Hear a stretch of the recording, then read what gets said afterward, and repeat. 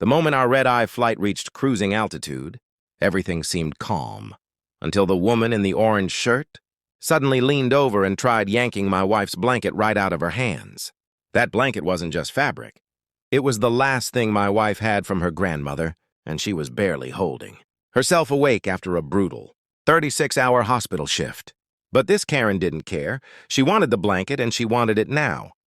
She started with fake shivers, dramatic sighs, and loud complaints that the airline was freezing her to death, hoping someone would hand her sympathy on a platter. But when she realized my wife wasn't paying attention, she reached out and grabbed the blanket again, whisper yelling that she deserved it more. My wife woke up terrified, clutching her grandmother's blanket like someone was stealing a piece of her heart.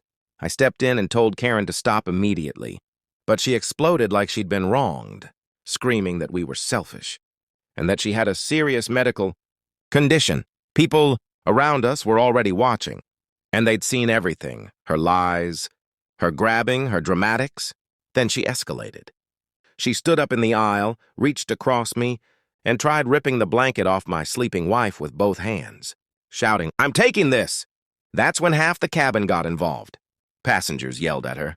One woman started recording. An older man told her point blank that she was disgusting. But Karen wasn't done. She flipped the script and started screaming that I assaulted her. That's when the flight attendant arrived. Then the chief flight attendant showed up, a woman who walked down the aisle like she was about to end a war. She took witness statements, listened to the recording, checked Karen's fake medical claims, and then calmly dismantled every lie Karen had told. She reassigned Karen to the very last row under supervision, banned her from service, flagged her in the airline system, and informed her that airport security and federal authorities would be waiting on landing. Karen went pale. The entire cabin cheered quietly.